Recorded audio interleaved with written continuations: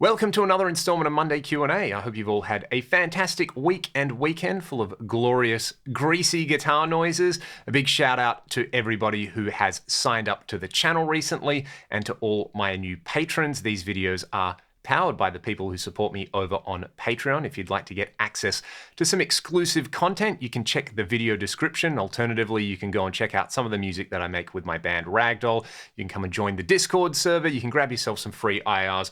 All the fun is to be had in the video description.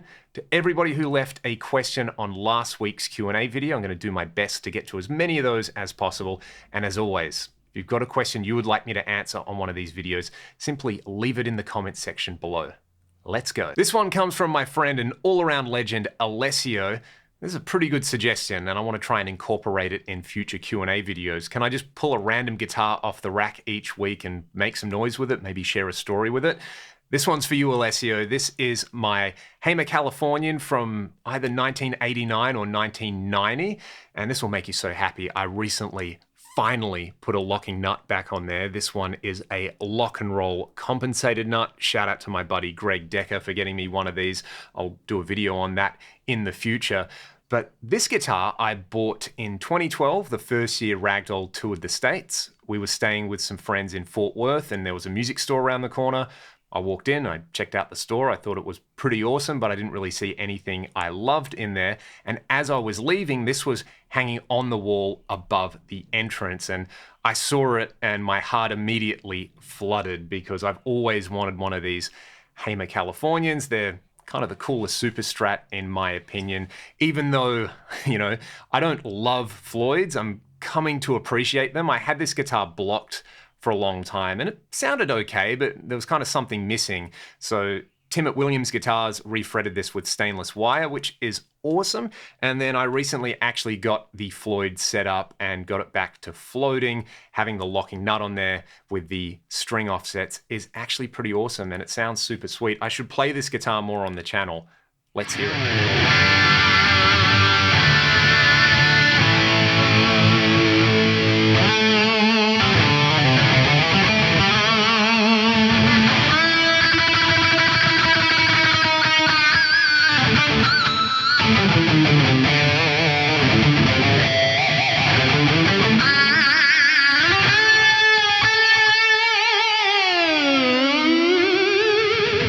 Segues perfectly into the next question, my thoughts on stainless steel versus standard nickel frets.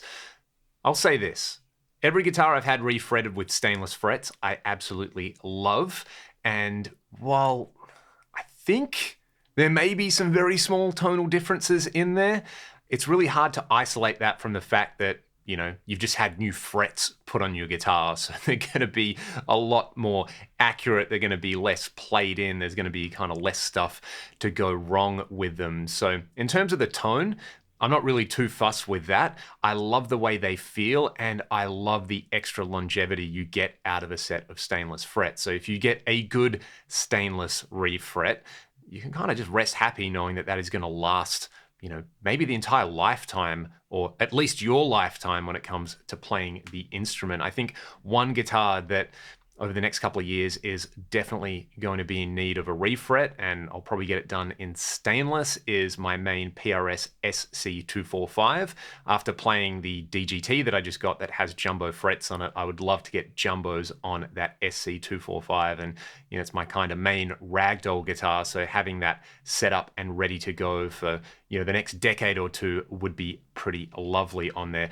This guitar has stainless wire as well, and it's just a joy to play. Like anything though, a good fret job with nickel frets is always going to be better than a bad fret job with, say, stainless wire or the EVO gold wires. So I'd love to know from everybody who's rocking stainless on their guitars. One thing that I wish PRS would do, because I love everything they've got in their current lineup, is offer some guitars with stainless wire as a factory option on there. I think that would just take them to the next level. So let me know your thoughts in the comment section below.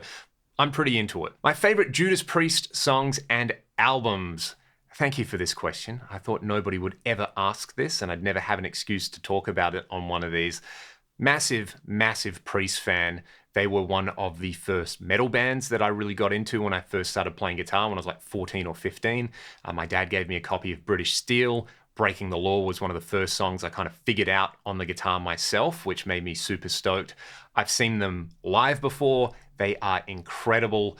Rob Halford is not just one of the best performers and singers when it comes to heavy metal. I mean, he pretty much wrote at least half of the book on metal singing and aesthetic as well. But seeing him live, he's just got this aura and power about him, and he still sounds amazing. They just put out a new song where Rob's voice sounds phenomenal. And I had some singing lessons, I think maybe a decade ago, with a buddy of mine. Shout out to Matt if you happen to be watching this video. And we talked a lot about Halford and his control and his diction in particular, how he kind of approaches metal singing almost the way a classically trained singer would approach their art form. So when you listen to Judas Priest, go and listen to how easy it is to understand what Rob is singing, even though Rob is just absolutely wailing. So having said that, favorite albums, I'll try and pick 3 here, and they're probably the 3 a lot of people would choose. British Steel, it was very, very formative in my early experiences, and it's still what I think of when I think of heavy metal, like old school heavy metal from the late 70s and early 80s. Have to put Painkiller in there. That is Halford's best vocal performance. Absolutely incredible. And Scott Travis from Racer X on drums. Pretty cool. I think Judas Priest also wrote my favorite Racer X song, Heart of a Lion, so there's that. And then I'm going to go with Turbo because there's a few songs on there that I just dig. You know, it's not like a pure Judas Priest album, but it's one of those things where I listen to that album and the atmosphere reminds me of what I love about 80s horror movies like Terminator, Alien, and Predator. It's just got a bit of that vibe going on. And of course, Glenn Tipton, you know, I'm not convinced Glenn Tipton isn't my dad. When you look at photos of them when they're the same age, they almost look identical, which is kind of freaky. So yeah, Priest are amazing. Do not trust anyone who doesn't like Judas Priest.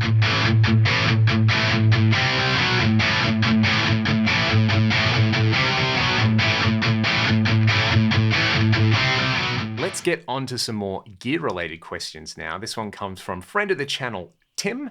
Wants to know if he can use the Eventide micro pitch pedal in stereo with a pair of combo amps. Absolutely. That's what the stereo outputs are for. I would say you've got 2 options there, Tim. If you were just using the combo amps as kind of clean pedal platforms, you could run the micro pitch in front of them and then put all your distortion generating devices in front of that pedal, and then it will distribute it in greasy, glorious stereo. If you were getting distortion from the amps, what you could do, provided the amps have an effects loop, is take the effect send from your main amp into the micro pitch pedal, and then send output 1 back to the return, but send output 2 from the pedal to the return of the other combo. That's a great way to have stereo with everything post distortion and the amp generating the distortion.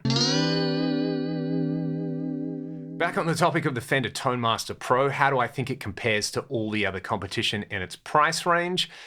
It's a pretty good question. I do think it's overdue on my channel that I do a kind of modeler roundup. I have so many digital modelers here at the moment that it would be nice to just have a single reference video where I can discuss what I feel like the pros and cons of each device are.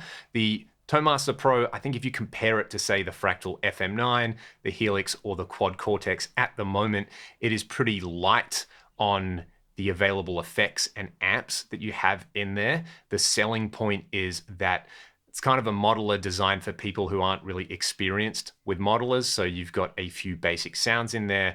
It's easy to navigate, and you've got those encoder foot switches. I'm going to do a video on songs and set lists at some point over the next fortnight, which is a pretty cool feature that I think is added in there. There've been some really good videos done recently on kind of pros and cons of touchscreen interfaces. I would highly recommend you go and check out Steve Stilaki's video. Apologies if I butchered your name, Steve, as well, but great player, great channel on there. He did a really good video kind of shooting out the Helix and the ToneMaster Pro UI, which I think raises a bunch of really great points. Go and check that one out. And hopefully before the end of the year, I can do this modeler roundup and give you an idea of, what you can get at different price points. In which case, let me know what I should and shouldn't include in there. Now, you definitely see a bunch of high-end desirable instruments on this channel. Do I own any budget guitars? I do. It depends if you want to consider this SE DGT that I got recently a budget guitar. It sells for less than $1,000 US, which I think nowadays probably puts it in the budget guitar category, as crazy as that sounds. But if we're talking like sub $500 US category, I have a couple of Harley Bentons here that I really like. I really like the kind of bass 6 clone that they make, and I've got a Dullahan that I've done a bunch of gigs with, which again, I think plays and sounds pretty amazing for the price. That one's even got stainless frets and roasted maple on it. Done a bunch of videos with that one on the channel. There's also the Artist Guitars Falcon, which I actually use every week. I have that one stored at the school that I do some teaching at, and I play that guitar, like I say, every Wednesday morning I go there and teach on that. Again, there's videos with that Artist Guitars Falcon up on the channel. I really like it, and for the price point, it's pretty amazing that they can make something that's not just playable, but actually pretty fun as well. I think there's never been a better time to be getting into guitar, because no matter how much you have to spend, you can get something pretty decent. This is a fun question. How are my keyboard typing skills given I'm a guitar player? They are absolutely rubbish. I remember doing touch typing when I was in year 8 at high school and absolutely hating it because the teacher would just scream at us all the time about looking down. So, almost out of spite, I was like, oh, I'll show them, I'm just gonna do this all the time. So I use a keyboard a lot during the day, probably more than I actually touch a guitar. So yeah, that's something that I'm just an absolute dummy with. And I'm sure most people have absolutely terrible typing skills. I don't even wish I could touch type. It is what it is. I would rather spend that time noodling around on guitar or playing with the cats. It's like a necessary evil to me. Almost the sooner I can just kind of stare at a computer screen and think of words, the better. But then that's also terrifying, because if the computer can read what's in my brain, what else can it read? One last one for this week. You can see the Ragdoll Back to Zero double vinyl that you can buy from our Bandcamp store. It's linked in the video description. You should do it. Am I a vinyl fan? I haven't bought much vinyl recently, but I definitely went through a gigantic vinyl phase, probably between about 2005 and 2015. When I met my wife, we were both really into the vinyl thing. So that was kind of one thing we immediately bonded over. Should do a video with the vinyl collection, because it's more or less in storage at the moment, but I've got some cool vintage stuff, I've got some cool special edition stuff, and I've got a bunch of things from new bands. One thing that I still try to do if I really like a band is go and buy the physical product on there just to support them. If I've listened to an album 1,000 times on Spotify, I kind of feel like I should at least go and buy a t-shirt or a CD, or if they've got a nice vinyl edition out. It's just nice, as a kind of collector and as someone who likes tangible things like a lot of us. Vinyl is not just nostalgic anymore. It is part of the ecosystem where I think most people expect bands to have it. People have certainly been asking for us to do a Ragdoll vinyl for a long time. And now when they come up to the merch desk at a show or they go on the Bandcamp store, they can not just buy like, oh yeah, we did it cheap. We went all in with this one. It's like double splatter. It's a double album. There's bonus tracks. It's properly mastered for vinyl. There's a double gatefold. There's a whole bunch of inserts in there. It's really nice being able to offer up that deluxe package to people like me who, if they appreciate a band, can kind of go all in and get something really nice they can actually tangibly own. That's it for this week. Thank you as always to everybody who has subscribed to the channel, people who continue to like my videos, share them with their mates, and again, you can come and hang out in the Discord server if you want to chat more about it, or if you want to support what I'm doing directly. I've mentioned it a bunch of times, Patreon, the music that I make, all those kind of things. I really, really appreciate it, and I look forward to making more glorious guitar noises on the channel for all of you. Have a great day, and I'll see you next time. Cheers.